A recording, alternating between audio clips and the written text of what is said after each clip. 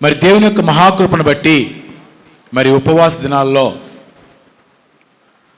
మనం మరి దేవునికి ఎంత సమీపంగా, మరి ఏ విధంగా సమీపంగా ఉండగలం, మరి దేవుడికి మన సమీపంగా లేకుండా మనలో ఉన్న గుణాలు ఏం ఆపుతూ ఉన్నాయి.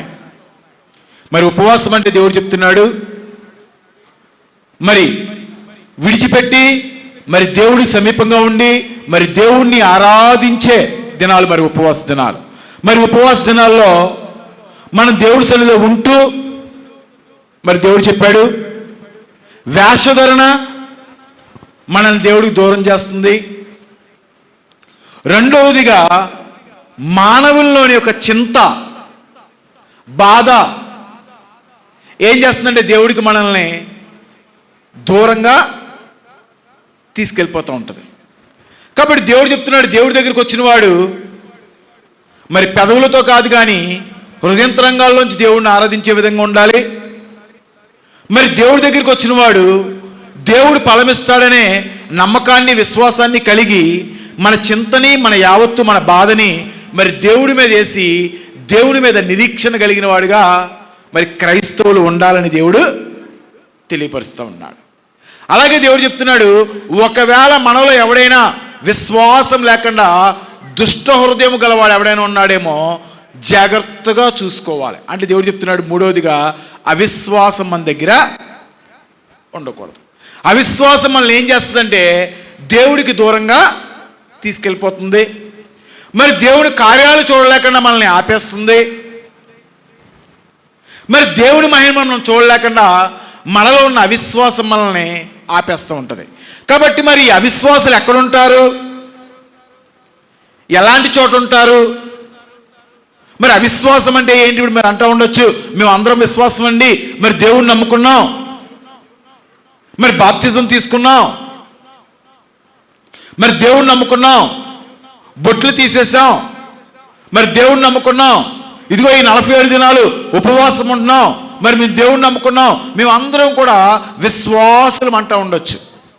మరి అవిశ్వాసులు ఎక్కడ ఉంటారు, ఎలా ఉంటారు, ఏ విధంగా ఉంటారని మనం చూస్తే ఈ అవిశ్వాసులు కూడా మనతో పాటు నడుస్తూ ఉంటారండి. ఎక్కడుంటారండి?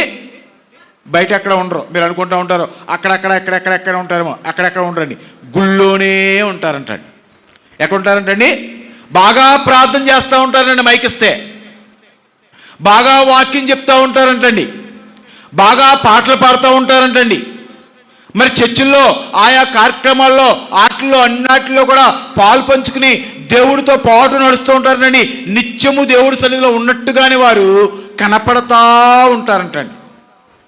ఎందుకంటే బైబిల్లో మనం ఎలీషా గారిని మనం జ్ఞాపకం చేసుకుంటే, మరి ఎలీషా గారి దగ్గర గెహజీ మరి చాలా బాగా శిష్యర్కం చేసినట్లుగా, మరి ఎలీషా గారు ప్రార్థన చేయగా మరి ఆ జలరాశులు ఏకరాశిగా మారిపోయినట్లుగా, ఎలీషా గారి జీవితంలో చూస్తున్నప్పుడు అనేకమైన సూచక్రియలు, అనేకమైన అద్భుత కార్యాలు, అనేకమైన ఘనమైన కార్యాలు చేస్తూ ఉండగా ఈ గెహజీ కూడా ఎలీషాతో పాటు నడుస్తూ ఉన్నాడండి. ఎలీషాతో పాటు ఉంటా ఉన్నాడు, ఎలీషాతో పాటు ముందుకు నడుస్తూ ఉన్నాడు, ఎలీషాతో పాటు ప్రార్థన చేస్తున్నాడు, ఎలీషా గారి దగ్గర శిష్యర్కం చేసేవాడిగా కనపడతా ఉన్నాడు. ఒక రోజున యెజెబెల్ రాణి గారి కోపం వచ్చి అన్నారంటండి, సైన్యాన్ని అంతటినీ కేకేసి చెప్పారంట, అయ్యా మీరు వెళ్ళండి, ఎలీషాని బంధించి తీసుకురమ్మన్నారంటండి. తీసుకురమ్మనగానే మరి చాలామంది సైన్యము మరి ఎలీషా గారిని నివసిస్తున్న ఆ కొండ ప్రాంతం అంతా కూడా చుట్టూ ఆక్రమించి ఉన్నారంటండి. కొండ మీద ఎలీషా గారు మరి ఎలీషా గారి శిష్యుడు గెహజీ ఇద్దరు కూడా పైన ఉన్నారంటండి. మరి ఎలీషా గారు లోపల ప్రార్థనలో ఉండగా గెహజీ వచ్చి కేకేసి అడుగుతున్నాడు ఎలీషా గారిని, అయ్యా మరి విస్తారమైన సైన్యం వచ్చారు, మనల్ని బంధించి తీసుకువెళ్ళబోతున్నారు, నాకు చాలా భయముగా ఉంది, చాలా కంగారుగా ఉందన్నాడండి. ఎవరి శిష్యుడండి? ఈరోజు మనం చాలామంది చూస్తూ ఉంటాం, ఏదైనా సమస్య వచ్చినప్పుడు, ఏదైనా ఇబ్బంది వచ్చినప్పుడు, ఏదైనా కష్టం వచ్చినప్పుడు, ఏదైనా మరి సమస్య వచ్చినప్పుడు మనం ఏం చేస్తామంటే దేవుని పాదాల దగ్గరే ఉంటాం, కానీ చాలా గలిబిలి పడిపోతూ ఉంటామండి. బాగా ప్రార్థన చేస్తూ ఉంటాం, బాగా ఉపవాసం ఉంటాం, బాగా మరి వాక్యం చెప్తూ ఉంటాం, బాగా మరి క్రైస్తవ నడకలు అన్ని నడకలు నడుతూ ఉంటాం. దొరికినప్పుడల్లా ప్రతి ఒక్కడికి వాక్యం చెప్పేస్తూ ఉంటామండి.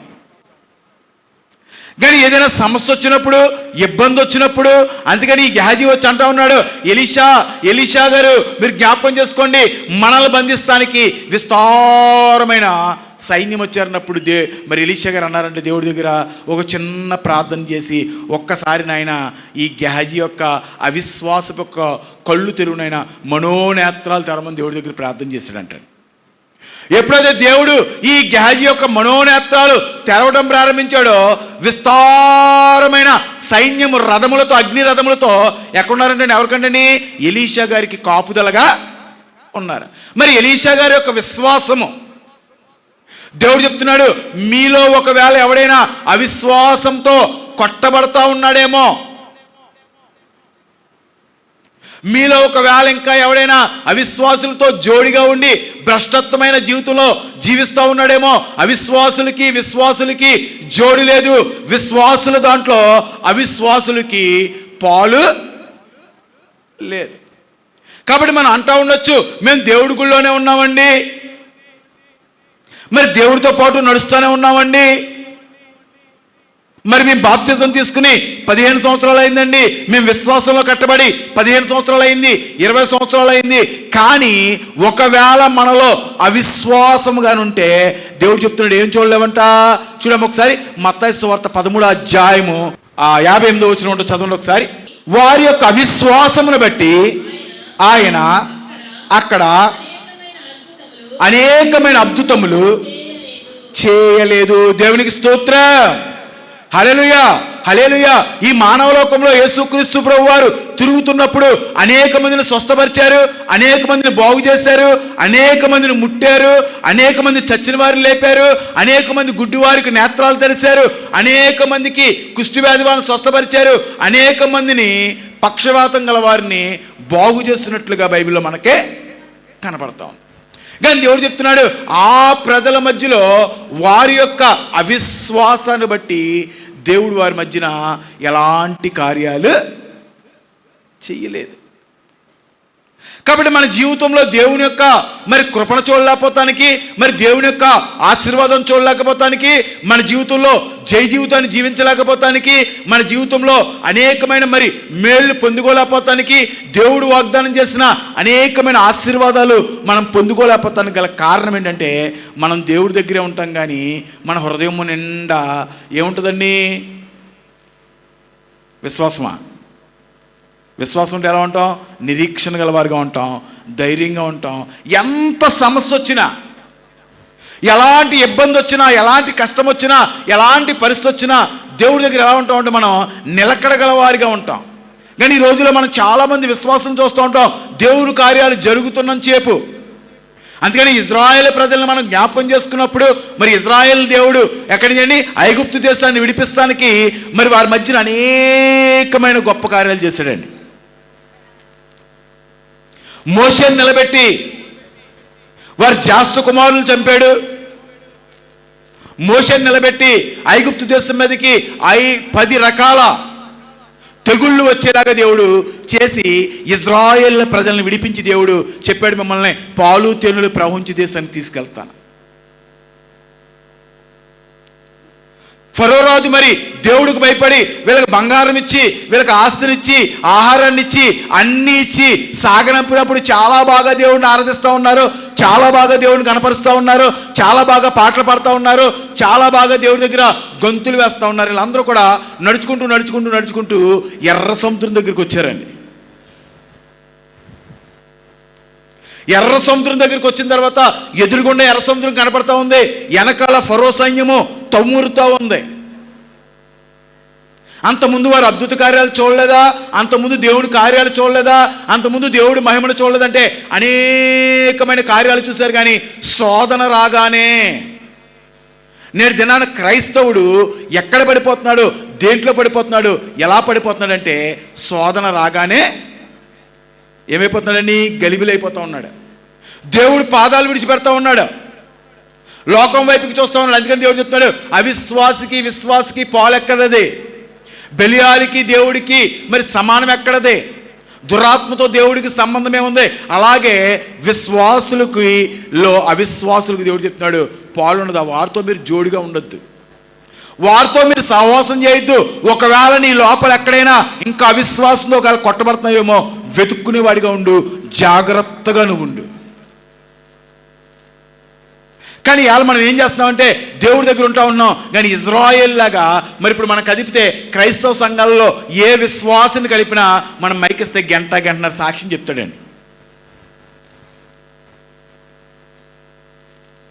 మేము ఇలాంటి పరిస్థితుల్లో దేవుడి దగ్గరికి వచ్చామండి, అలాంటి పరిస్థితుల్లో మేము దేవుడి దగ్గరికి వచ్చాం, ఇలాంటి ఇబ్బంది ఉన్నప్పుడు దేవుడి దగ్గరికి వచ్చాం, పలానా అనారోగ్యంతో నేను దేవుడి దగ్గరికి వచ్చాను, పలానా సమస్యతో నేను దేవుడి దగ్గరికి వచ్చాను, దేవుడు మాకు ఎలాంటి కార్యం చేశాడు, అలాంటి కార్యం చేశాడని మైకిస్తే గంటల తరబడి సాక్ష్యాలు చెప్పేవారుగా క్రైస్తవులు ఉంటారు. కానీ ఏదైనా శోధన వచ్చినప్పుడు, ఏదైనా ఇబ్బంది వచ్చినప్పుడు, ఏదైనా కష్టం వచ్చినప్పుడు దేవుడి పాదాల దగ్గర నిలబడి విశ్వాసంతో, నిరీక్షణతో దేవుడు చెప్పాడు, మీ పక్షము నేను పోరాడేవాడిగా ఉంటాను, మీకు బలంగా ఉంటాను, నేను మీ ముందర నడుస్తాను, అగ్నిస్తంభంగా నేను ఉంటాను, మేఘస్తంభంగా నేను ఉంటాను, మీ శత్రువుల మధ్య నేను నీకు విజయాన్ని ఇస్తాను, నా గాయాలు నీకు ఆరోగ్యాన్ని ఇస్తాయి అని దేవుడు చెప్తూ ఉండగా దేవుడి మాట మీద మనకు నమ్మకం ఉండదు. కానీ దేవుడికి మటుకు ప్రార్థన చేస్తూ ఉంటాం, చర్చికి వెళ్తూ ఉంటాం, అనేకమైన కార్యక్రమాల్లో పాలు పంచుకుని మనం ఏం చేస్తూ ఉంటామంటే శోధన వచ్చినప్పుడు, అందుకని యేసుక్రీస్తు ప్రభువారు శిష్యులందరూ కూడా పడవలో ప్రయాణం చేస్తూ ఉన్నారంటండి, బాగా ప్రయాణం చేస్తూ ఉన్నారంటండి.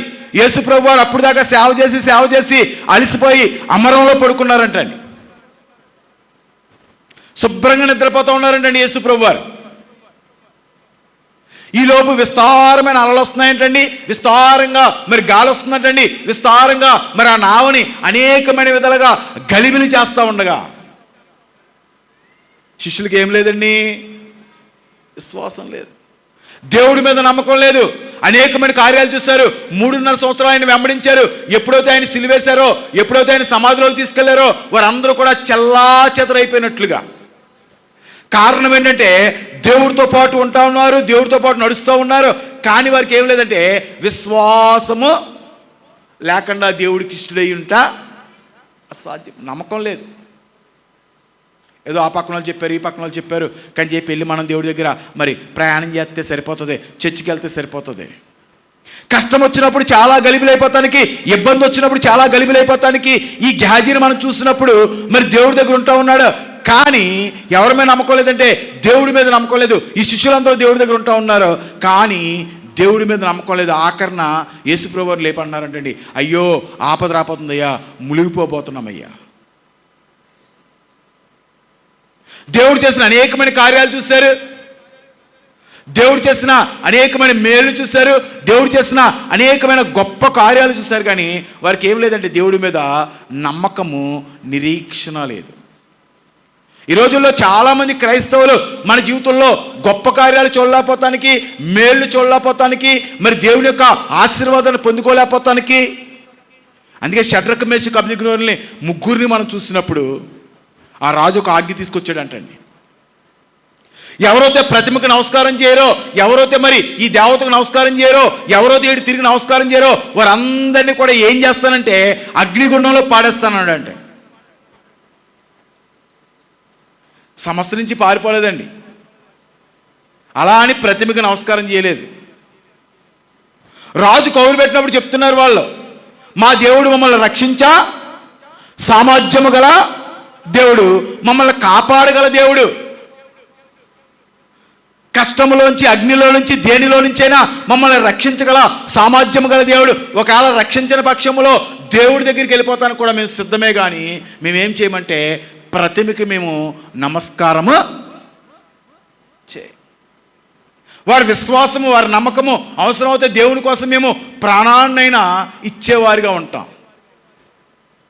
ఎలా దేవుడి దగ్గరికి వస్తున్నాం, కానీ మనం ఏమవుతామంటే దేవుడు కార్యాలు చేస్తున్నంత సేపు, జరుగుతున్నంత సేపు, బాగున్నంత సేపు దేవుడి దగ్గర ఉంటా ఉంటున్నాం. మరి చిన్న కష్టము, చిన్న ఇబ్బంది రాగానే చాలా వైపులకు చూస్తూ ఉంటామండి. నాకు తెలుసున్న ఒక ఆయన ఉన్నాడు మన చర్చిలో,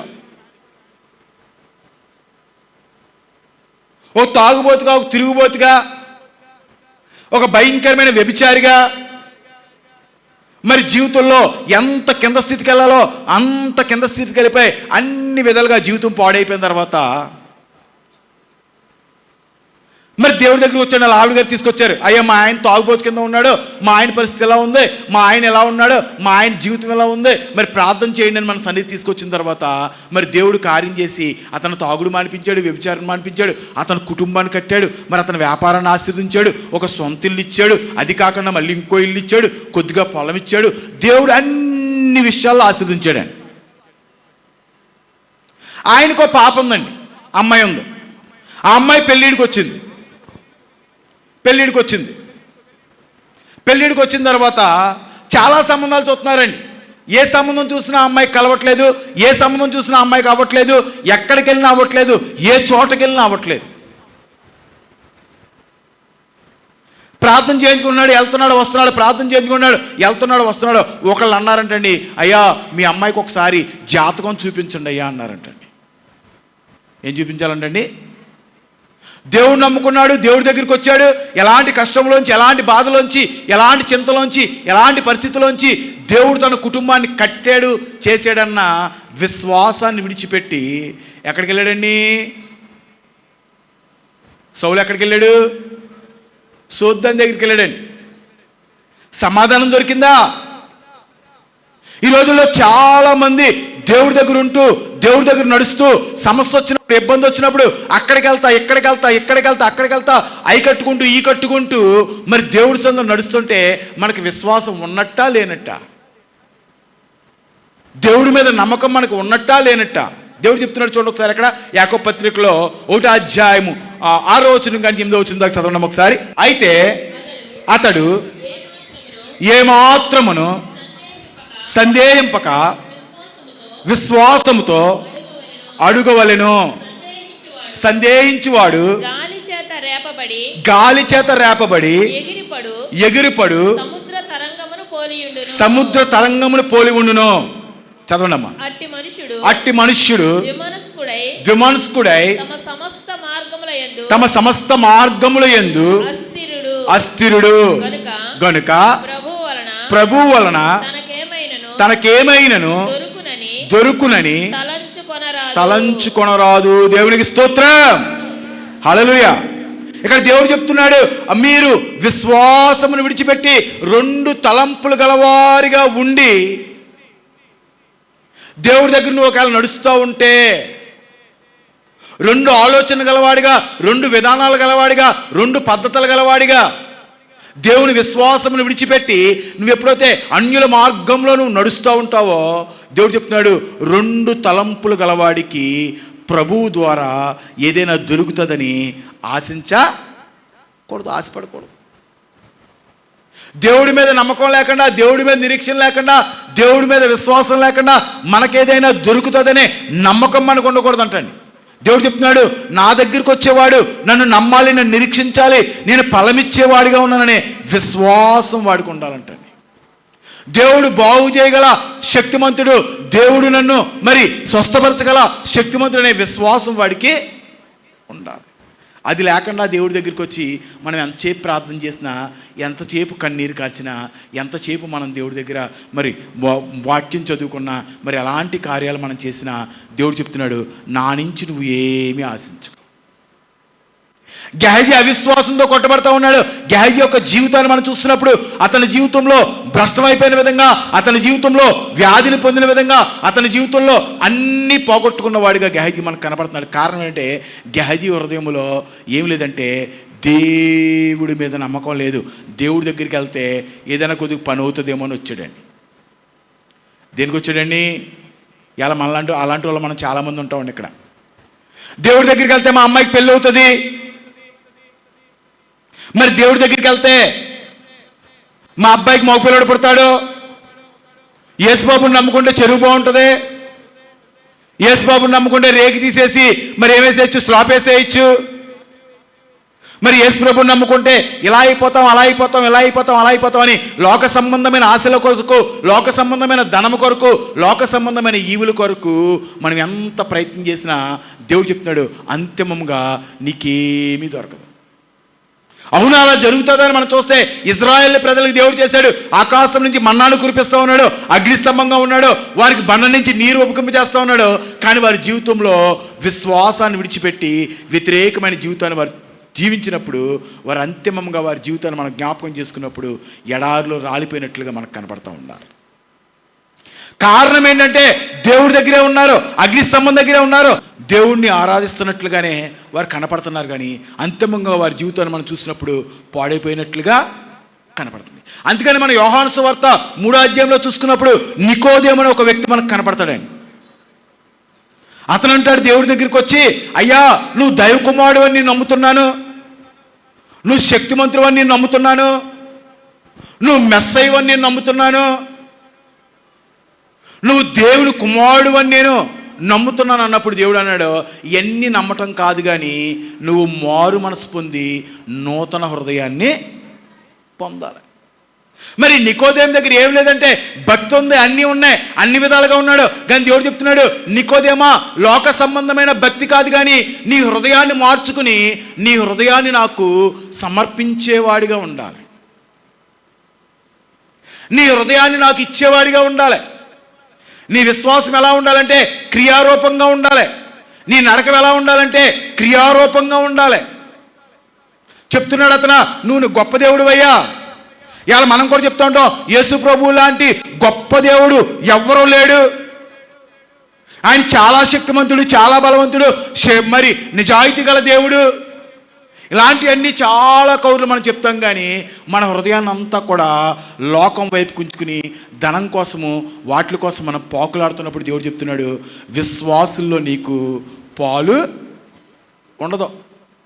ఒకవేళ లోకంలో సంపాదించుకోవచ్చు, యేసు ప్రభువుని నమ్ముకుని ఒక బిల్డింగ్ సంపాదించుకోవచ్చు, ఒక ఎకరం పొలం సంపాదించుకోవచ్చు, లేకపోతే చిన్న అనారోగ్యం తగ్గిపోవచ్చు, లేకపోతే నీ జీవితంలో కొన్ని కార్యాలు నువ్వు చూడొచ్చు. కానీ రేపొద్దున్న అంతిమంగా పరలోక రాజ్యంలోకి మనకు వెళ్ళకుండా ద్వారాలు మూసిపోతాయి. ఎందుకంటే పాలు తేనెలు ప్రవహించే దేశంలోకి వెళ్ళకుండా ఇజ్రాయేలు యొక్క ద్వారాలు మూసిపోతూ ఉన్నాయి. కారణం ఏంటంటే వారు దేవుడి దగ్గరే ఉంటా ఉన్నారు, కానీ దేవుని కార్యాలు చూస్తూ ఉన్నారు, కానీ అవిశ్వాసంతో కొట్టబడతారు. ఇవాళ దేవుడు చెప్తున్నాడు, నువ్వు అవిశ్వాసంతో ఉంటే నీ జీవితంలో నువ్వేం చేయలేవంటే దేవుని కార్యాలు చూడలేవు. రెండోదిగా ఏమైపోతావంటే దేవుడికి నువ్వు దూరంగా అయిపోతామా? మరి ఇది ఎవరు తీసుకొస్తారు, ఎలా వచ్చిందని మనం చూస్తున్నప్పుడు ఆదికాండం 3వ అధ్యాయము 1వ వచనం కానీ చూస్తే సాతాను వచ్చి చెప్తుంది, ఎవరితోనండి అవ్వమ్మతో చెప్తుంది, అమ్మా దేవుడు ఈ తోటలో ఉన్నాయి అన్నీ నేను తినద్దన్నాడా, ఒకవేళ పండు తింటే చచ్చిపోతాడని చెప్పాడా? అది అబద్ధం అమ్మ. సాతాను చెప్తుంది, అవ్వతో చెప్తుంది. మరి ఆ పండు తింటే నీకు జ్ఞానం వస్తుంది, ఆ పండు తింటే నువ్వు గొప్పడివి అయిపోతావు, ఆ పండు తింటే నువ్వు దేవుడితో సమానంగా అయిపోతావు, ఆ పండు తింటే నువ్వు చాలా ఉన్నతంగా అయిపోతావు. దేవుడు చెప్తుంది అబద్ధం, నువ్వు చావనే చావవు. ఎవరు పెట్టుకుందండి విశ్వాసం? దేవుడి దగ్గర ప్రార్థన చేస్తుంది, మరి దేవుడి దగ్గరికి వెళ్తుంది, ప్రతిరోజు సాయంకాలం దేవుడితో ఉంటుంది. మరి ఎవరి దగ్గర ఎలాంటి మాట్లాడుతుందంటే దేవుడికి ప్రార్థన చేస్తుంది, రెండోదిగా ఏం చేస్తుందండి సాతాను మాటలు కూడా చాలా బాగా. అందుకని చెప్తున్నాడు దేవుడు, ద్విమనస్కులైన వారికి ఏదైనా దొరుకుతుందనే ఆశ పెట్టుకోవద్దు. 2 మనస్సులు, 2 తలంపులు, 2 ఉద్దేశాలు, 2 ఆలోచనలు, 2 మార్గాల్లో ప్రయాణం చేసే వారికి దేవుడు చెప్తున్నాడు, మీకు ఏదైనా దొరుకుతుందని ఆశ మీరు పెట్టుకోవద్దు. దొరకదు. మీకు మీరు ఎంత ప్రయత్నం చేసినా నా నుంచి మీకు ఏమీ దొరకదు. మరి అవ్వం ఎప్పుడైతే మరి దేవునికి వ్యతిరేకంగా సాతాను మాట విని ఆ పండు కోసి తినటం ప్రారంభించిందో, ఏం సంభవించింది వారి జీవితంలో, ఏమైపోయారని చూసినప్పుడు మొట్టమొదటిగా దేవునికి దూరంగా వెళ్ళిపోయారండి. అప్పుడు దాకా దేవుడితో మాట్లాడేవారుగా ఉన్నారు, దేవుడితో సహవాసం కలిగిన వారుగా ఉన్నారు, మరి కుటుంబ ఐక్యత కలిగిన వారుగా ఉన్నారు, మరి దేవుని దగ్గర మరి దేవుని ఫలాలు పొందుకునే వారుగా ఉన్నారు, శాంతి గలవారుగా, సమాధానం గలవారుగా, ఏదోని తోట అంతటి మీద అధికారులుగా వారు ఉంటూ ఉన్నారు. ఎప్పుడైతే సాతాను మాట విని మరి దేవుడు చేయొద్దన్న పని ఎప్పుడైతే మరి ఆ అవ్వమ్మ చేయటం ప్రారంభించిందో, ఎప్పుడైతే అవ్వమ్మ దేవునికి వ్యతిరేకమైన కార్యాలు చేయడం ప్రారంభించిందో మనం చూస్తే 3వ అధ్యాయము 17వ వచనంలో మనం చూస్తున్నప్పుడు దేవుడు ఏదోను తోటకు అంతటికి కంచి వేసి వారిని బయటికి గెంటేసి, అక్కడి నుంచి వాళ్ళు చాలా ప్రయాసపడుతున్నారంటండి, కానీ వాళ్ళకి ఏమీ కూడా దొరకట్లేదు. వారి జీవితంలో ఆశీర్వాదం లేదు, వారి జీవితంలో నెమ్మది లేదు, వారి జీవితంలో దేవుని యొక్క కార్యాలు చూడలేని వారిగా ఉన్నారు. ఇలా చాలామంది విశ్వాసులు మనం ఏం చేస్తున్నామంటే దేవుని వాక్యాన్ని పొద్దున్నుండి సాయంకాలం దాకా వింటామండి. మరి రకరకాల దైవజనులు చాలా చోట మనం వెళ్తూ ఉంటాం. తెల్లారులైతే ఈరోజు సెల్ ఫోన్లు వచ్చిన తర్వాత ఎక్కడికి వెళ్ళినా సరే అందరూ కూడా మరి సెల్ ఫోన్లో వాక్యం పెట్టుకుని ప్రతి ఒక్కరి వాక్యము, పెద్ద పెద్ద దైవజనుల వాక్యం కూడా మనకు వినటానికి చాలా అవకాశాలు, మరి చాలా విధానాలుగా మనకు వాక్యం వినపడతా ఉంది.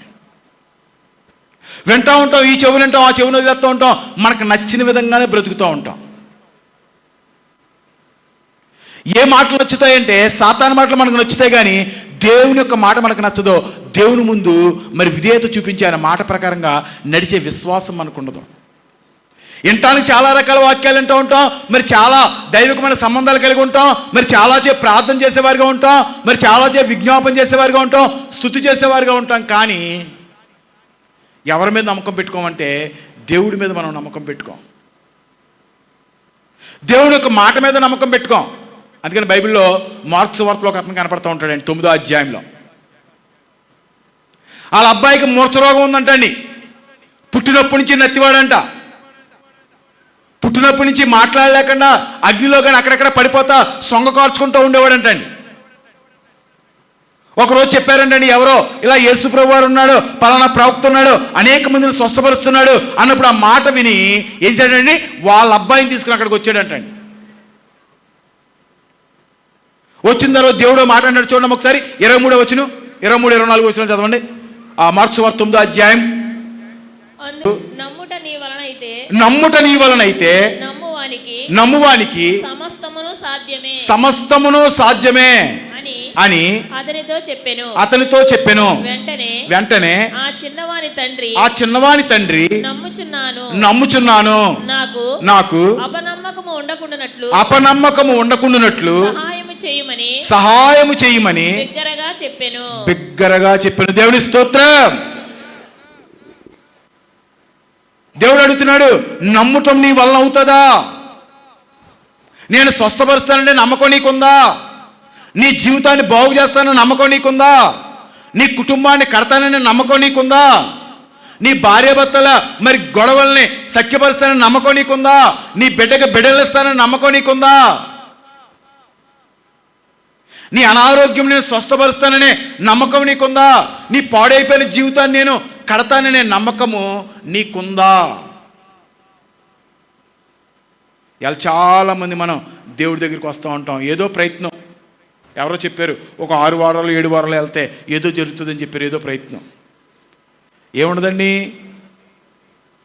ఎంత కఠినంగా నువ్వు ఉపవాసం ఉన్నా, ఎంత దూరాల నుంచి నువ్వు బయలుదేరి వచ్చినా, ఎన్ని లక్షల రూపాయలు నువ్వు కానుకేసినా, నువ్వు ఎన్ని రకాలైన భక్తి మార్గంలో నడిచినా, దేవుడు చెప్తున్నాడు నమ్మకం లేకుండా. అందుకనే రక్తస్రావం గల స్త్రీతో అన్నాడు దేవుడు, అమ్మా నీ విశ్వాసం గొప్పది, నీ విశ్వాసమే నిన్ను స్వస్థపరిచింది. అమ్మా నీ నమ్మకం గొప్పదే, నీ నిరీక్షణ గొప్పదే, దేవుడి మీద నువ్వు ఆనుకున్న విశ్వాసం గొప్పదే. అడుగుతున్నాడు దేవుడు అతన్ని, అయ్యా నీ కుమారుని నేను స్వస్థపరచగలననే నమ్మకం నీకుందా? అయ్యా నమ్ముతున్నానయ్యా, నమ్మగలిగే శక్తిని నాకు దయచేయి. నాలో ఉన్న అవిశ్వాసాన్ని తీసివేయి, నాలో ఉన్న అపనమ్మకాన్ని తీసివేయి. అయ్యా నమ్మగల శక్తిని నాకు దయచేయి నాయనా. వాళ్ళ దేవుడి దగ్గర మనం అలా ప్రార్థన చేయమండి. నువ్వు దేవుడు అవుతే, నువ్వు నిజంగా దేవుడు అవుతే, నువ్వు దేవుడివే అవుతే, అయ్యా నేను నమ్మగలిగిన శక్తిని, నీ మీద విశ్వాసం ఉంచగల శక్తిని నాకు ఇవి తండ్రి. నాలో ఉన్న అవిశ్వాసాన్ని తీసివేనైనా, నాలో ఉన్న అపనమ్మకాన్ని తీసివే తండ్రి. దేవుడు చెప్తున్నాడు, ఆవగింజంత విశ్వాసం నీకుంటే ఏమవుతుందండి, ఈ కొండలు లెగిసేసి సముద్రంలో పడమంటే పడుతుంది దేవుడు చెప్తున్నాడు. ఆవగింజంత విశ్వాసం నీకుంటే దేవుడు చెప్తున్నాడు, నీ జీవితంలో అనేకమైన గొప్ప కార్యాలు నువ్వు చూస్తావు.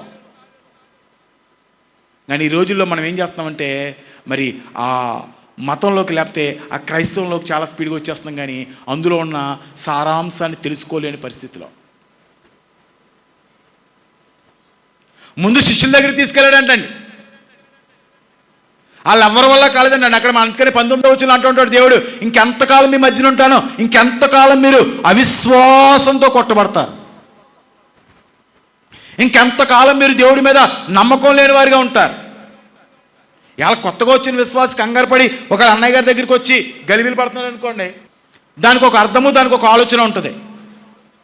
మరి నీకు 15 సంవత్సరాలు, 12 సంవత్సరాలు, 20 సంవత్సరాలు అనుభవం ఉన్నా సరే చిన్న సమస్య రాగానే మరి నువ్వు గలిబిలి పడిపోయి అలా కంగారు పడిపోయి ఇలా కంగారు పడిపోయి వాళ్ళనేసి వీళ్ళనేసి పౌరుషాన్ని పోయి మనం ఇలా అలా చేస్తున్నామంటే మనలో ఏం లేదండి, విశ్వాసం మనలో లేదు, నిరీక్షణ లేదు, దేవుడి దగ్గర దేవుడి మీద నమ్మకం లేదు. ఎవరు నమ్ముతూ ఉండి చుట్టూ ఉన్న అన్నిటిని నమ్ముతూ ఉంటాం. అందుకని దేవుడు అంటున్నాడు, అయ్యా నమ్మగలిగిన శక్తి నీలో ఉంటే, నమ్ముట నీ వలన అవుతే సమస్తము సాధ్యమే. ఇజ్రాయేల్ ప్రజలు ఏం నమ్మలేకపోయారంటే దేవుడు అన్ని గొప్ప కార్యాలు చేసిన ఎర్ర సముద్రం నుంచి మనం తప్పించగల దేవుడు, ఫరో సైన్యాన్ని ఆపగలిగిన దేవుడు, మనకు విజయాన్ని ఇచ్చే దేవుడు అనే నమ్మకం లేకుండా అక్కడ సనగడం ప్రారంభించారండి. మోషే మాకు సమాధులు లేవని ఇక్కడికి తీసుకొచ్చావా, ఐగుప్తు దేశంలో బతుకుతున్న మమ్మల్ని ఎడారిలో చంపడానికి తీసుకొచ్చావా, మమ్మల్ని పాడు చేయడానికి తీసుకొచ్చావా అని మోషే మీద సనుగుతుండగా దేవుడు చెప్పాడు, ఊరకనే ఉండి ఇవాళ గొప్ప విజయాన్ని మీరు చూడబోతున్నారు. ఆయన రక్షించే దేవుడు, మనకి మార్గాన్ని చూపించే దేవుడు. కానీ మనం ఏం చేస్తామంటే దేవుడి దగ్గర ఉంటూ 2 తలంపులు గలవారుగా, 2 ఆలోచనలు గలవారుగా, 2 నడకలు గలవారుగా. దేవుడు చెప్తున్నాడు, అలాంటి వారికి ఒకవేళ నా దగ్గర ఏదైనా దొరుకుతుందనే నమ్మకం మీకొద్దు, విశ్వాసం మీకొద్దు. అలాంటి వారికి ఏది దొరకదని చెప్తున్నాడు దేవుడు. కారణం ఏంటంటే దేవుడి దగ్గర మనం ఉంటాం కానీ మన నిరీక్షణ, మన నమ్మకం అంతా కూడా మరి దేవుడి మీద పెట్టుకోకుండా మన సొంత బలం మీద. అందుకని ఎక్కడ చూడమ్మా, సామెతల గ్రంథం 3వ అధ్యాయం 5వ వచనం కానీ కొన్ని మాటలు చదవండి. నీ స్వబుద్ధిని ఆధారం చేసుకొనక నీ పూర్ణ హృదయముతో యెహోవా యందు నమ్మకముంచుము. నీ ప్రవర్తన అంతటి మీదను అంతటి యందును ఆయన అధికారమునకు ఒప్పుకొనుము. అప్పుడు ఆయన నీ త్రోవలను సరళము చేయును. నేను జ్ఞానిని కదా అని నీవు అనుకొనవద్దు. యెహోవా యందు భయభక్తులు కలిగి చెడుతనమును విడిచిపెట్టుము. దేవుని స్తోత్రం, హల్లెలూయా. దేవుడు చెప్తున్నాడు, నీ స్వబుద్ధిని ఆధారం చేసుకొని నువ్వు నడవద్దు. నువ్వు ఎవరి మీద ఆనుకుంటావంటే యెహోవా మీద ఆనుకు నువ్వు నడిచినప్పుడు దేవుడు చెప్తున్నాడు, నీ మార్గాలను దేవుడు సరళింప చేస్తాడు. ఈ రోజుల్లో మనం దేవుడి దగ్గర ఉంటాం కానీ మన ఆలోచన, మన ఉద్దేశాలు, మన తలంపులు, మన జ్ఞానము, మన నడకలో, మన ఆలోచనలు, మన ఉద్దేశాలు దేవుడి మీద మనం రుద్దుతూ ఉంటాం. కానీ ఎవరి మీద ఆధారపడం అంటే మనం దేవుడి మీద ఆధారపడం. మరి యెహోషువ గ్రంథంలో మనం చూస్తే రాహాబు అని ఒక వేశ్య మనకు కనపడుతుంది. ఆవిడ అన్యురాలు, తన జీవితంలో అన్నీ పోగొట్టుకుంది. మరి ఒక వ్యభిచారిగా మిగిలింది. ఒకరోజు వేగుల వారు వచ్చారంటండి. ఎక్కడికి ఎరుకొని చూస్తానికి వేగుల వారు వచ్చారంట. వారందరూ కూడా మరి ఆ గృహానికి వచ్చినప్పుడు ఆ రాహాబు ఏం చేసిందంటే వాళ్ళందరినీ కూడా లోపల పెట్టి రాజుగారు చెప్పిందంటండి, ఇక్కడికి ఎవ్వరూ రాలేదని చెప్తా ఉంది. లోపలికి వచ్చిన వారికి చెప్తా ఉంది, అయ్యా మీ దేవుడు చాలా గొప్పవాడు, ఇజ్రాయేలీల దేవుడు చాలా బలవంతుడు, చాలా మరి గొప్పవాడు, కంపల్సరీ ఎరుకో మీద మీకు విజయాన్ని ఇస్తాడు, ఎరుకో మీద మీకు ఏం చేస్తాడంటే జయాన్ని దయచేస్తాడు. కాబట్టి మీరు ఏం చేస్తారంటే ఎరుకో వచ్చినప్పుడు నన్ను జ్ఞాపకం చేసుకోమని ఈ రాహాబు అనే వేశ్య వాళ్ళని అడగటం ప్రారంభించిందండి. అన్యురాలే, కానీ విశ్వాసంతో నమ్మకంతో చెప్తుంది, మీ దేవుడు సామర్థ్యము గల దేవుడు, ఎర్ర సముద్రమును పాయలు చేసిన దేవుడు, నిక్కముగా ఎరుకొని మీకు స్వాధీనపరిచే దేవుడు. కానీ ఎవరికి నమ్మకం లేదండి? వేగి చూస్తానికి వచ్చిన ఇజ్రాయేల్కి నమ్మకం లేదు. అంటున్నారు వాళ్ళ సంఖ్యాకాండంలో వాళ్ళు చాలా ఎత్తుగా ఉన్నారు, వారు చాలా బలాఢ్యులుగా ఉన్నారు, వాళ్ళ దగ్గర చాలా సైన్యం ఉంది, మనం ఎలా గెలవగలం? దేవుడు చెప్తున్నాడు, యుద్ధము యెహోవాదే. నువ్వు నమ్మకం ఉంచితే, నిరీక్షణ ఉంచితే, దేవుడి మీద నువ్వు నమ్మకం ఉంచగలిగితే, దేవుడు చెప్తున్నాడు యుద్ధము యెహోవాదే, నీ ముందు నేను నడుస్తూ ఉంటాను, ఇజ్రాయేల్ పక్షాన్ని నేను పోరాడేవాడిగా నేను ఉంటాను. రాబనే వేశ్య దేవుణ్ణి నమ్మే విధంగా ఉంది. కానీ ఇవాళ చాలామంది మనం దేవుడి దగ్గర ఉంటాం, కానీ ఏం కలిగి ఉండవండి? నమ్మకాన్ని కలిగి ఉండం, నిరీక్షణ మనకి దేవుడి మీద ఉండదు, అపనమ్మకం దేవుడి దగ్గర ఉంటాం, కానీ మనకి జరుగుతుందా? నా కొడుకు మారతాడా? నా ఆర్థిక పరిస్థితులు మారతాయా? నా అనారోగ్యం తగ్గిపోతుందా? నా కుటుంబాన్ని దేవుడు కడతాడా? మళ్ళీ నా కుటుంబంలో దేవుడు సంతోషాన్ని ఇస్తాడా? పోగొట్టుకున్న దాన్ని దేవుడు నాకు మళ్ళీ ఇస్తాడా? ఏముండదంటే దేవుడి మీద మనకి నిరీక్షణ ఉండదు, నమ్మకం ఉండదు. కానీ మనం ఏం చేస్తామంటే దేవుడి గుడికే వెళ్తూ ఉంటామండి, దేవుడినే ఆరాధిస్తూ ఉంటాం, దేవుడి దగ్గరే ప్రార్థన చేస్తూ ఉంటాం, దేవుడితో పాటే నడుస్తూ ఉంటాం, దేవుడికి ప్రార్థన చేస్తూ ఉంటాం. అన్ని సిస్టమ్స్ మనకు తెలుసండి. ఏముండదు మనకే. అవిశ్వాసులు ఎవరికి దూరంగా ఉంటారంటండి? దేవుడికి దూరంగా ఉంటారంట. దేవుడు చెప్తున్నాడు, వారికి విశ్వాసులతో పాలు లేదు. ఈ ఉపవాస దినాల్లో నువ్వు జ్ఞాపకం చేసుకోవాలి, ఏది దేవుడు నిన్ను దూరం చేస్తూ ఉంది? వేషధరణ, లేకపోతే చింత, లేకపోతే నీ యొక్క అవిశ్వాసము దేవుడి దగ్గరికి మరి నిన్ను దూరం చేస్తూ ఉంది. ఎలా దూరం చేస్తూ ఉందో ఒక్కసారి నువ్వు జ్ఞాపకం చేసుకునేవాడిగా ఉండాలి, నేను సరి చేసుకునేవాడిగా ఉండాలి. ఈ ఉపవాస దినాల్లో దేవుణ్ణి అడగాలి. ఆయన అడుగుతున్నాడు, అయ్యా నమ్మగలిగే శక్తిని, విశ్వసించగలిగే శక్తిని, పూర్ణ విశ్వాసాన్ని నాకు దయచేయను ఆయన. దేవుడు చెప్తున్నాడు, నమ్ముట నీ వలన అవుతే సమస్తము సాధ్యమే. చాలామందిని బాప్తిజం తీసుకోమన్నప్పుడు చెప్తూ ఉంటారు, అయ్యా నాలో ఇంకా ఏదో ఉంది. నువ్వు నమ్మి బాప్తిజం పొందినప్పుడు దేవుడు చెప్తున్నాడు, నీ కుటుంబానికి రక్షణ వస్తుంది. చాలామంది దేవుడి దగ్గరికి వస్తూ ఉంటారు, కానీ దేవుడి మీద నమ్మకం. అందుకని అన్నాడు నికోదేముతో, దేవుడు అన్నాడు, అయ్యో నికోదేమా, నీ హృదయము మారాలి, నీ మనసు మారాలి, మళ్ళీ జన్మించాలి, నువ్వు నూతనంగా జన్మించాలి క్రీస్తులో. నీకు మారిన మనసు లేకుండా దేవుని ఆశీర్వాదం నీకు రాదు. నీకు విశ్వాసం ఉండొచ్చు, నమ్మకం ఉండొచ్చు. చెప్తున్నాడు నికోదేము కూడా చెప్తున్నాడు, అయ్యా నువ్వు ప్రవక్తవయ్యా, అయ్యా నువ్వు గొప్పవాడు అయ్యా, నువ్వు దేవుని కుమారుడు అయ్యా, మెస్సయ్యవయ్యా అంటున్నాడు. అందుకని మత్తయి సువార్తలో మరి ఎవరో యోహాను గారు అంటూ ఉంటాడు, అయ్యో శాస్త్రులారా, సద్దుకేలారా, మీకు బాప్తిజమా? విశ్వాసం లేకుండా మీకు బాప్తిజమా? నమ్మకం లేకుండా మీకు బాప్తిజమా? దేనికి మీరు బాప్తిజం తీసుకుంటా ఉన్నారు? దేని కొరకు మీరు బాప్తిజం తీసుకుంటా ఉన్నారు? వాళ్ళు చాలామంది మనం దేవుడి దగ్గర ఉండి ఏం కలిగి ఉండమంటే దేవుడి మీద నమ్మకాన్ని కలిగి ఉండం, విశ్వాసాన్ని కలిగి ఉండం, నిరీక్షణ కలిగి ఉండం. ప్రార్థన బట్టి చేస్తూ ఉంటాం, అరగంట ప్రార్థన చేస్తాం. అరగంట ప్రార్థనలో కూడా మనం ఆలోచిస్తూ ఉంటాం డబ్బులకి ఎక్కడికి వెళ్ళాలో. అరగంట ప్రార్థనలో కూడా మనం ఆలోచిస్తూ ఉంటాం మన అమ్మాయి పరిస్థితి ఏంటి, దాన్ని ఏం చేయాలి, ఎలా చేయాలి. అరగంట ప్రార్థనలో కూడా మనం ఆలోచిస్తూ ఉంటాం మన ఇల్లు ఎలా కట్టాలి, ధనం కోసం ఎక్కడికి పరిగెట్టాలి.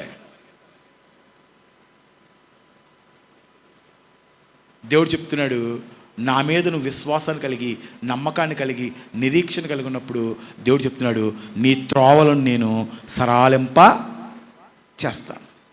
నీ అమ్మాయికి ఎలా వివాహం అవ్వాలో, నీ అప్పుడు ఎలా తీర్చాలో, నీ అనారోగ్యాన్ని ఎలా స్వస్థపరచాలో, నీ జీవితాన్ని ఎలా బాగు చేయాలన్నది దేవుడు ఒక మార్గాన్ని మనకే చూపిస్తాడు. కానీ నిరీక్షణ లేని వారిగా,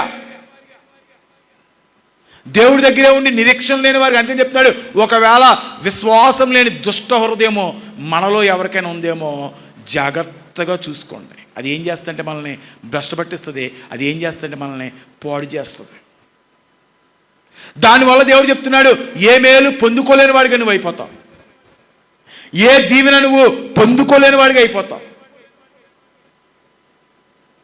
కాబట్టి దేవుని దీవెనలు, దేవుని ఆశీర్వాదాలు, దేవుడు వాగ్దానం చేసిన, బైబిల్లో వాగ్దానం చేసిన ప్రతి మాటను మనం పొందుకునేవారుగా, ప్రతి మాట మనకి దీవెనకరంగా ఉండాలంటే, ఆయన వాక్యం మనకి ఆశీర్వాదకరంగా ఉండాలంటే మనకి ఏముండాలంటే దేవుడి మీద విశ్వాసము, నమ్మకము దేవుడి మీద ఉండాలి.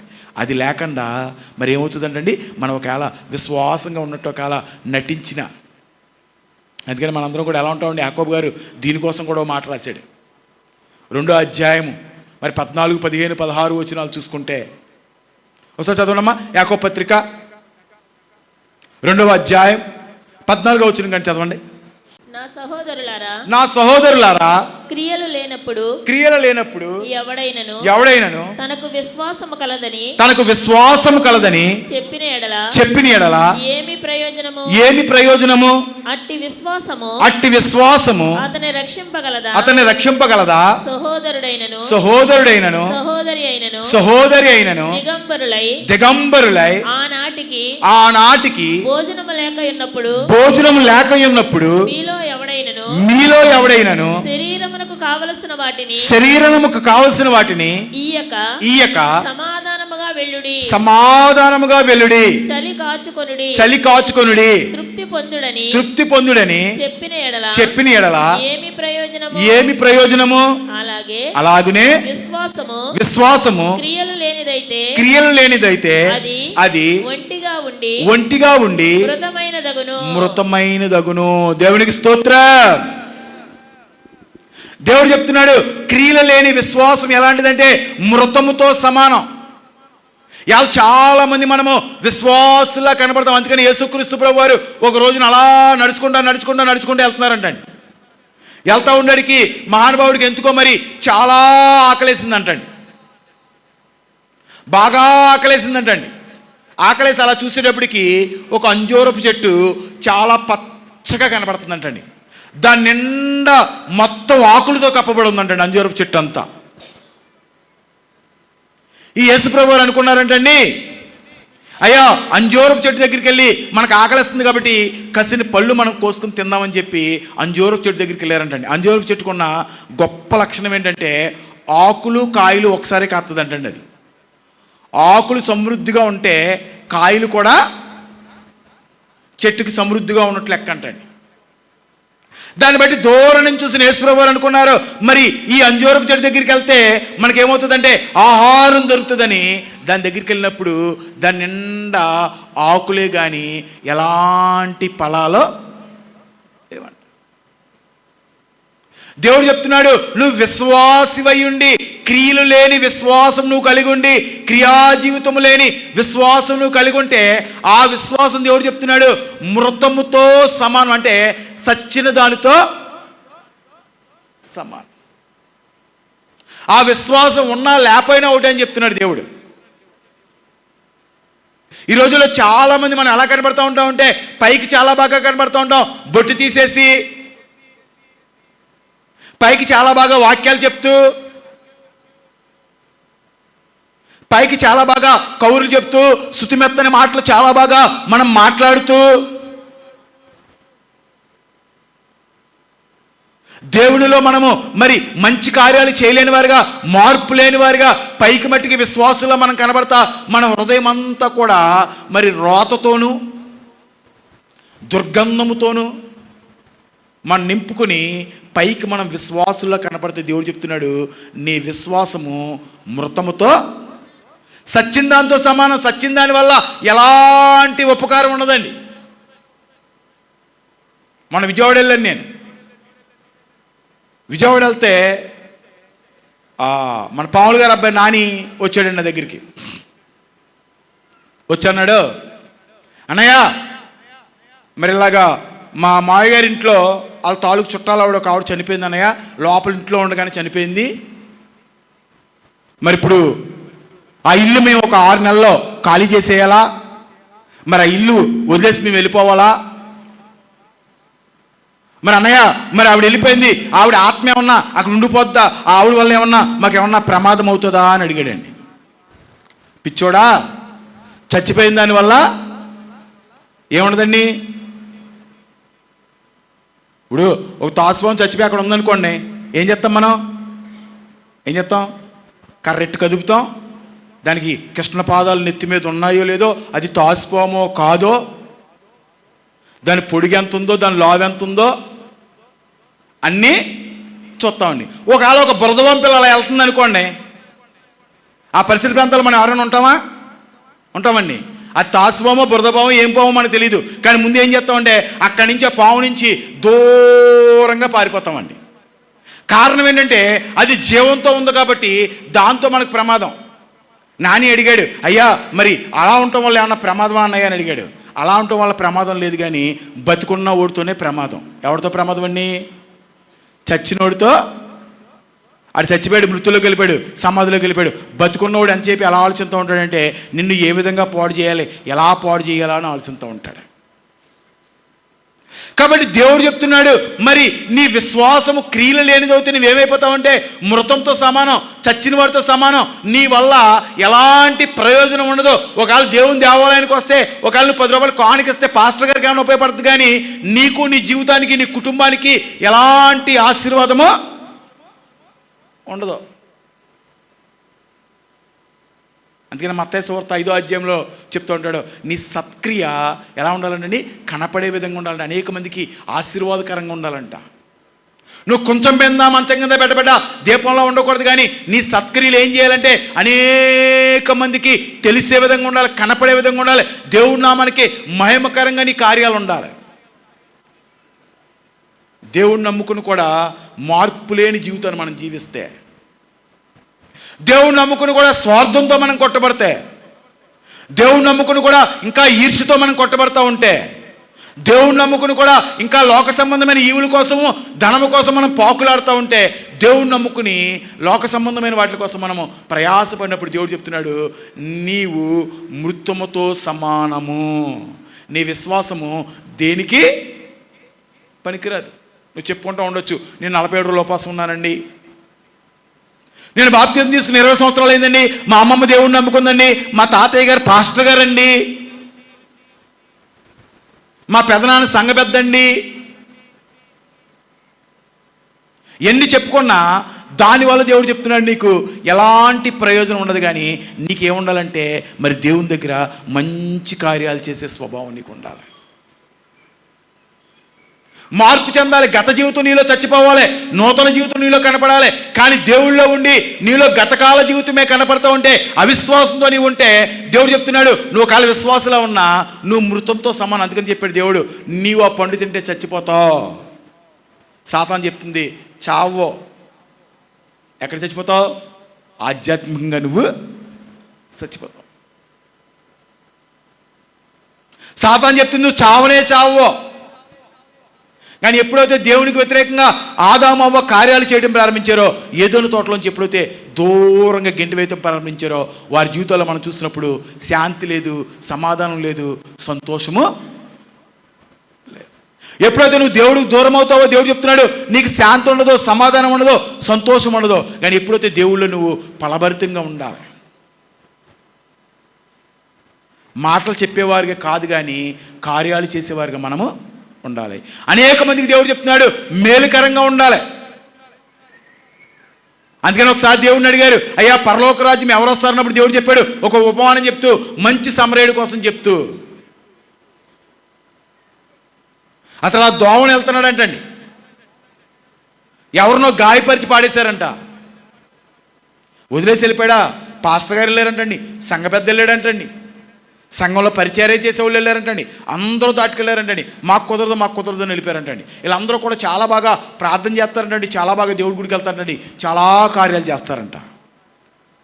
కానీ ఒక సమరయుడు వెళ్తా అతను చూసి తీసుకెళ్ళి ఏం చేశాడంటండి, మరి ఎక్కడ ఆ పూటకొలువానికి అప్పచెప్పి వైద్యానికి డబ్బులు ఇచ్చి,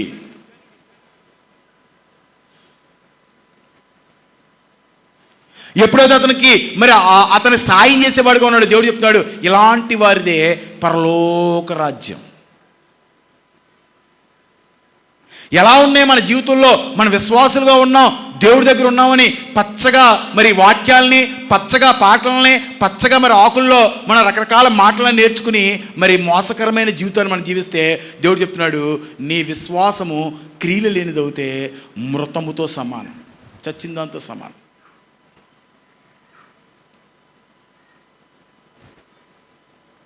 దానివల్ల నీ జీవితంలో ఎలాంటి మేలు నువ్వు చూడలేవు, ఎలాంటి ఆశీర్వాదాన్ని నువ్వు చూడలేవు, ఎలాంటి దీవెను నువ్వు చూడలేవు. పైకి మన మాటలు చాలా బాగుంటాయి. అందుకనే యేసుప్రభు వారు ఒకసారి ఎక్కడికి వెళ్ళారండి, ఒక ఆవిడ పట్టుకొచ్చి పాదాల మీద మరి అత్తర పోసేసి కడిగేసి మరి అత్తరెట్టి తుడిసేస్తా ఉంటే పక్కన అక్కడ నిలబడ్డ యోధా గారు అంటున్నాడంటండి, అయ్యో 300 దేనారాలు విలువ చేసే ఈ అత్తర నేలపాలు చేశారు, అదే అత్తరు ఉండుంటే అయ్యి బాబాయ్ అక్కడ 3000 మందికి భోజనం పెట్టేద్దాం, అనాథులకు భోజనం పెట్టేద్దాం, పలానా వారికి ఇలా చేద్దాం, అలా చేద్దామని యోధా గారు పైకి మాట్లాడుతూ ఉన్నాడంటండి. ఆ కింద రాయబడి ఉంటుంది, యోధా అనుకుంటా ఉన్నాడంట ఆ డబ్బు కూడా నా ధనం సంచులకు వచ్చుంటే బాగుండు కదా. క్రియలు లేవండి, మాటలు చాలా బాగున్నాయి, క్రియలు లేవు. ప్రార్థన చాలా బాగుంది, క్రియలు లేవు. మరి అన్నీ చాలా బాగున్నాయి. మరి దానివల్ల యోధా ఏం సంపాదించాడు, ఏం పొందుకున్నాడు, దేన్ని సంపాదించుకున్నాడు మనం చూసినప్పుడు యోధా జీవితం అంతిమంగా మనం చూసినప్పుడు నరకానికి వెళ్ళినట్లుగా యోధా జీవితము అర్ధాంతరంగా ముగిసిపోయినట్లుగా మనకే కనపడదు. కారణం ఏంటండి? తన విశ్వాస కాదా, అపోస్తుల్లో ఒకడు కాదా, దేవుని శిష్యుల్లో ఒకడు కాదా అంటే దేవుని శిష్యుల్లో ఒకడే, అపోస్తుల్లో ఒకడే, ప్రార్థన చేసేవాడే, అన్నీ ఉన్నాయండి. ఏం లేదు అతనికే.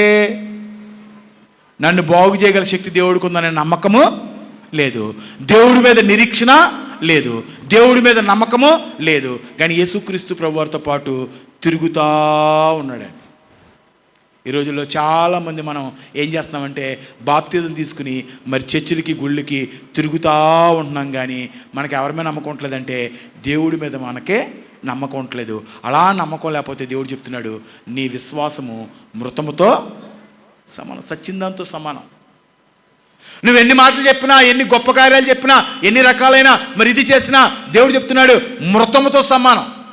అందుకని దేవుడు చెప్తున్నాడు ఫలించని పక్షములో. మరి అంజూరపు చెట్టుని దేవుడు శపించాడంట.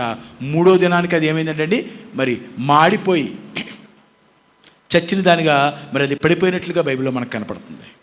ఒక రోజున మనం ఏమవుతామంటే దేవుడి సన్నిధిలో ఉండగానే, దేవుడితో పాటు నడుస్తూ ఉండగానే, మరి గెహాజీ దేవుడి సన్నిధిలో ఉండగానే కుష్ఠరోగం తెచ్చుకున్నట్లుగా, గెహాజీ దేవుడి సన్నిధిలో నడుస్తూ ఉండగానే మరి భ్రష్టుడైపోయినట్లుగా, గెహాజీ దేవుడి సన్నిధిలో ఉండగానే అనారోగ్యాన్ని పొందుకున్నవాడిగా మనకు కనపడుతున్నాడు. కారణం ఏంటంటే అతను దేవుడి దగ్గర ఉన్నాడు, కానీ దేవుడి మీద విశ్వాసం నమ్మకం అతనికి లేదు. చూస్తూ ఉన్నాడు, వస్తూ ఉన్నాడు, ఏదో మరి ఫార్మాలిటీకి మాత్రము మరి ఆయన శిష్యర్కం చేస్తూ ఉన్నాడు, ఆయనతో పాటు నడుస్తూ ఉన్నాడు. దానివల్ల అతని జీవితంలో ఎలాంటి ఆశీర్వాదాన్ని పొందుకోలేదు. సరికదా శాపాన్ని ఎదురు శాపాన్ని తెచ్చుకున్నవాడిగా. ఇలా చాలామంది అంటారు దేవుడు మమ్మల్ని ఆశీర్వదించబోతానికి, దేవుడు మమ్మల్ని దీవించలేకపోతానికి. ఎప్పుడైతే మనము వేషధారణ కలిగి ఉంటామో దేవుని దీవెన మనకే రాదు. ఎప్పుడైతే దేవుడి దగ్గర నుండి చింతపడతా ఉంటామో, బాధపడతా ఉంటామో, దానికోసం మనం ప్రయాసపడతా ఉంటామో. అందుకని దేవుడు చెప్పాడు నీ స్వబుద్ధిని ఆధారం చేసుకొనక ఎవరి మీద ఆధారపడతావంటే దేవుడి మీద నువ్వు ఆధారపడు. దేవుడు ఏం చేస్తాడంటే నీకు మార్గాలు సరళం చేస్తాడు. యెహోషువ దేవుడి మీద అనుకున్నాడు. యెహోషువకు దేవుడు చెప్పాడు అయ్యా ఈ గ్రంథం నుంచి నువ్వు అటు కానీ ఇటు కానీ వెళ్ళకో, దీన్ని నువ్వు ఫాలో అవ్వు, దీని ప్రకారంగా నువ్వు బ్రతుకునప్పుడు మోషేకు తోడున్నట్లుగా దేవుడు నీకు తోడుండి నడిపించేవాడిగా ఉంటాడు. ఇజ్రాయేల్ ఎవరూ నమ్మలేదని దేవుణ్ణి, కానీ యెహోషువ దేవుడి మీద నమ్మకం పెట్టుకుని ఎప్పుడైతే దేవుని యొక్క మాట ప్రకారం నడుస్తూ ఉన్నాడో అనేకమైన ఆటంకాలు వచ్చినాయి, అనేకమైన ఇబ్బందులు వచ్చినాయి. కానీ పాలు తేనెలు ప్రపంచ దేశానికి మరి యెహోషువ ఇజ్రాయేలుని నడిపించేవాడిగా ఉన్నాడు. దానికి గల కారణము యెహోషువ దేవుని యందు విశ్వాసము గలవాడిగా. రాహాబు అనే వేశ్య దేవుని యందు విశ్వాసం గలదానిగా, క్రియలు కలిగిన విశ్వాసం కలిగిన దానిగా, క్రియారూపమైన విశ్వాసం కలిగిన దానిగా. అన్యుల్లోనే ఉంది, అన్యురాలే, కానీ ఎవరి మీద నమ్మకం పెట్టుకుందంటే దేవుడి మీద నమ్మకం పెట్టుకుంది. అందుకని చెప్తున్నాడు, నీవు దేవుని మీద నమ్మకం. చూడమ్మ అక్కడెక్కడ అపోస్తుల కార్యాలు 16వ అధ్యాయం. అందుకు వారు ప్రభు అయిన యేసునందు విశ్వాసముంచుము, అప్పుడు నీవును నీ ఇంటి వారును రక్షణ పొందుదురని చెప్పి అతనికి అతని ఇంట ఉన్న వారందరికీ దేవుని వాక్యమును బోధించిరి. దేవుని స్తోత్రం. హల్లెలూయా, హల్లెలూయా. దేవుడు చెప్తున్నాడు, నీవు దేవుని మీద, యేసు మీద నమ్మకాన్ని, విశ్వాసాన్ని ఉంచినప్పుడు నీ కుటుంబాన్ని అంతటిని ఎవరు రక్షిస్తారంటండి?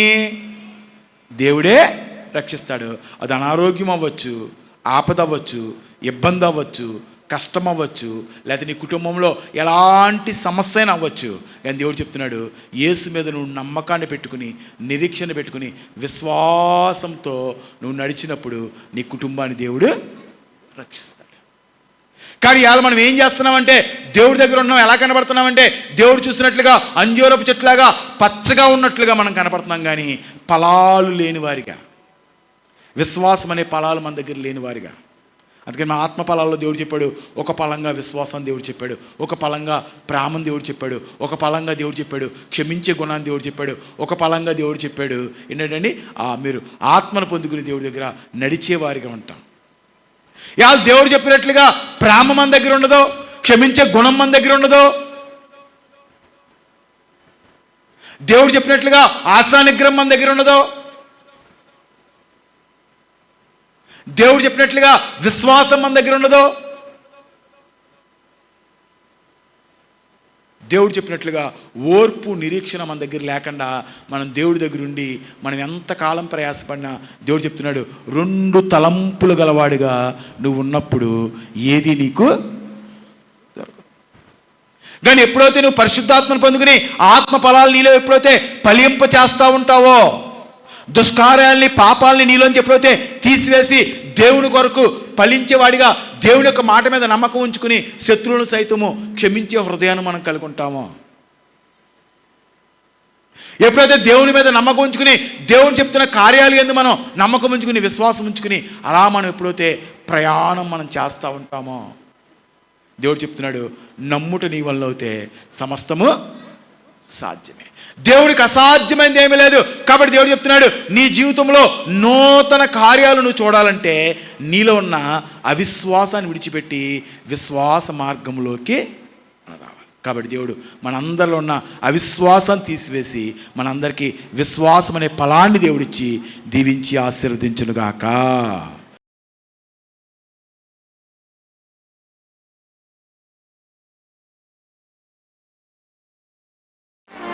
దేవుడు చెప్తున్నాడు, 2 తలంపులు, 2 ఆలోచనలు, 2 ఉద్దేశాలు గలవాడికి ప్రభు ద్వారా ఏమన్నా దొరుకుతుందని నమ్మకం మీరు పెట్టుకోవద్దని చెప్తున్నాడు దేవుడు. ఒకవేళ విశ్వాసం నీకుండి, ఆవగింజంత విశ్వాసం నీకుంటే దేవుడు చెప్తున్నాడు, నీ జీవితంలో గొప్ప కార్యాలను చూస్తావని. అందుకని అతను అడుగుతున్నాడు, నమ్ముట నీ వల్ల అయితే సమస్తము సాధ్యమని దేవుడు చెప్తున్నాడు. ఎంతకాలం నీ జీవితంలో పొందుకోలేని అనేకమైనవి మరి నీ అవిశ్వాసం వల్ల నువ్వు పొందుకోలేకుండా అయిపోతున్నావేమో. మరి నీ అవిశ్వాసం వల్ల దేవుడు చెప్తున్న కార్యాలు, దేవుడు వాగ్దానాలు మరి నీ జీవితంలో జరగకుండా ఉండిపోతున్నాయేమో. ఇవాళ దేవుణ్ణి అడుగు, యాయీరులాగా దేవుణ్ణి అడుగు, అయ్యా నమ్మే శక్తిని నాకు దయచేయండి, అయ్యా నేను నమ్మే విశ్వాసాన్ని నాకు దయచేయండి, ఆయన నాలో ఉన్న అవిశ్వాసాన్ని తీసివేతండి, నాలో ఉన్న అపనమ్మకాన్ని తీసివేయండి. ఆయన విశ్వాసం లేకుండా మరి మీకు ఇష్టడై ఉంటే అసాధ్యములు ఆయన. కాబట్టి నాలో ఉన్న మృతమైన విశ్వాసాన్ని తీసివేతండి. ఒకవేళ అంజూరపు చెట్లాగా పైకి పచ్చగా, అంజూరపు చెట్లాగా క్రియలు లేని విశ్వాసం ఒకవేళ నీలో ఉంటే యానించి దేవుడు అడుగు, సత్కార్యాలు చేసే శక్తి నాకు దయచేయండి ఆయన. నాలో ఉన్న మృత విశ్వాసం తీసివే తండ్రి. అయ్యా నీ సన్నిధిలో నీ బిడ్డగా ఫలించే మనస్సును నాకు దయచేయండి ఆయన. ఫలభరితమైన జీవితాన్ని నాకు దయచే తండ్రి.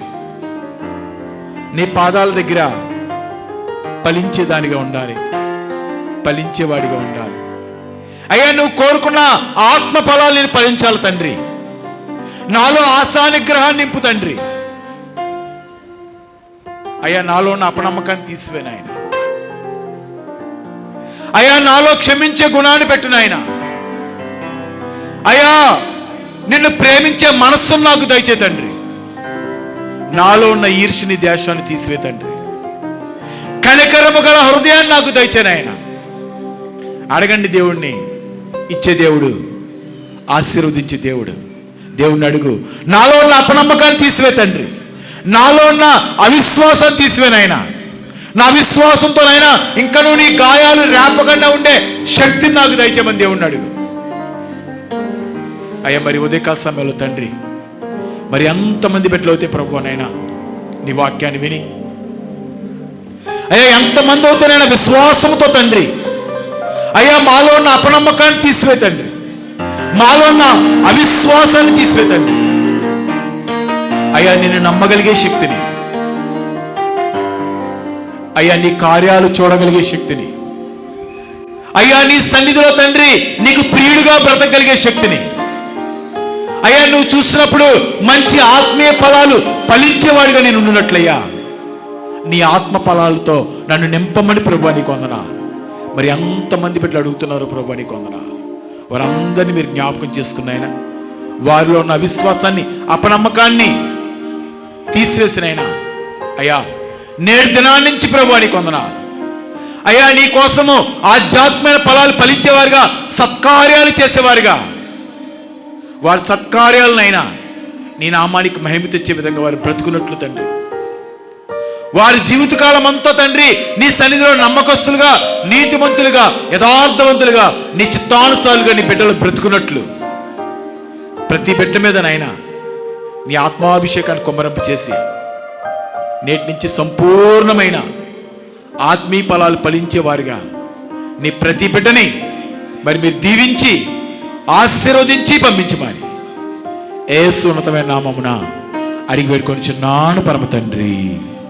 ఆమేన్, ఆమేన్, ఆమేన్.